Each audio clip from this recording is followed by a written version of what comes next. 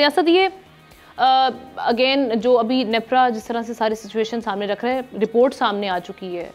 एक तो एक्शन होगा इस मामले में जहां से लूटमार हुई है, आपने ओवर बिलिंग कर दी है, उन सार्फिन को अकोमोडेट किया जाएगा। आप इतने ऑप्टिमिस्टिक हैं। दूसरी चीज़ ये आईपीपीएस वाले मामले में आपको कुछ नज़र आ रहा है कि ये अदालत से शायद कोई रिलीफ मिल जाए, वहाँ पे जो जाके तमाम मामला खुल जाएंगे ना, ओपनली फिर डिस्कशन होगी कि ये हुआ क्या बेसिकली, तो वहाँ क्या जवाब देंगे?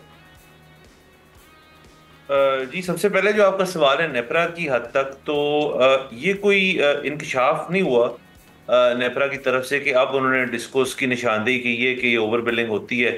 और ये अब अगर आप दिसंबर 2023 में चले जाएं तो बिल्कुल ही इससे मिलती जुलती एक रिपोर्ट जो है वो मौजूद है, जो यही इसकी बातें कर रही है, जिसमें जुलाई और अगस्त 2023 के अंदर ओवर बिल्डिंग के इल्जाम लगे डिस्कोस के ऊपर, और डिस्कोस को कहा गया कि जी ये भी होगा वो भी होगा, कुछ भी नहीं हुआ।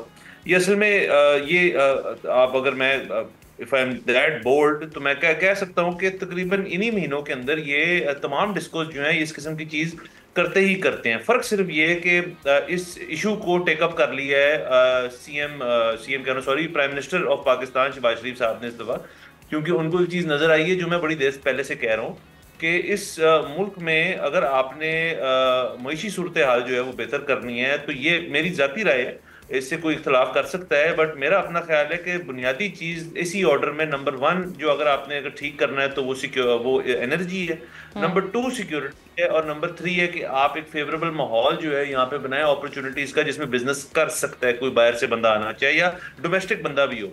एनर्जी नंबर 1, ये इस बात को, ये मेरी जाती राय। एक तो ये हो गया। आपने नेपरा की रिपोर्ट जो है वो पढ़ ली होगी या आ गई है, उसके अंदर 30 डेज का टाइम दे दिया कि ये कर देंगे वो कर देंगे, होना कुछ नहीं है। ये डिस्कोर्स का एक राज है। इनके कितने सीईओ तब्दील हुए हैं, कितने जो इनके जूनियर लेवल जो है मीटर रीडर से लेके एंड अपवर्ड्स ये मसला चल रहा है, कितने लोगों को आपने कुछ चेंज किया, किसी को नहीं किया, और ना ही इस दफा करेंगे। ये एक प्रोसेस है। नंबर 2 कि ये जो बिजली का मसला है, मैं क्यों कह रहा हूँ ये नंबर 1 मसला है इस मुल्क का, क्योंकि देखिए जी ये एक खास तबके का एक सोसाइटी का हिस्सा है जो गुर्बत के अंदर है, ये उनका मसला हमेशा से है।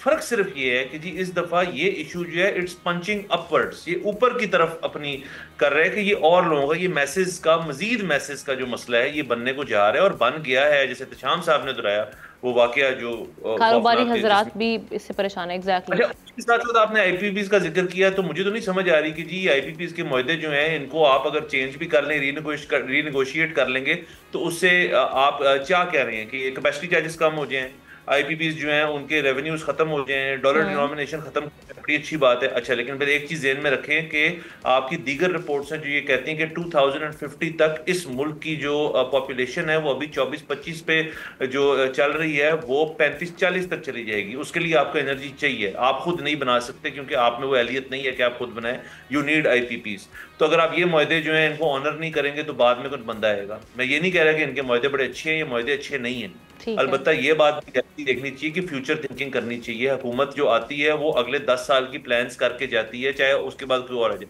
यहाँ ऐसे नहीं होता। इन्होंने अगर सुप्रीम कोर्ट में लेके गए और जो भी किया, बड़ी अच्छी बात है। आईपीपीएस का आप सारा कुछ ले जाए, वहां पे ओवरटर्न हो गई, ये भी अच्छी बात है, बिलिंग कम हो जाएगी, रिलीफ दे दिया 10 दिन का जुलाई अगस्त के महीनों का, ये बहुत अच्छी बात है। लेकिन मैक्रो इश्यूज को देखें। हम पता नहीं क्यों एक ही आदत से मजबूर हैं, पिछली स्टोरी भी जो आपने की वो इसी से लिंक्ड है कि ये माइक्रो इश्यूज से निकलें, मैक्रो इश्यूज पे फोकस करें। आप अब मुल्क जो है वो अफोर्ड नहीं करता कि हम छोटी छोटी इंट्रिकेट डिटेल्स के अंदर चले जाएं, हमें बड़ी वो सोचने की जरूरत है। जो असल मसले हैं उनकी तरफ हमें ध्यान देना होगा। सब्सक्राइब करें और बेल दबाएं ताकि कोई खबर रह न जाए।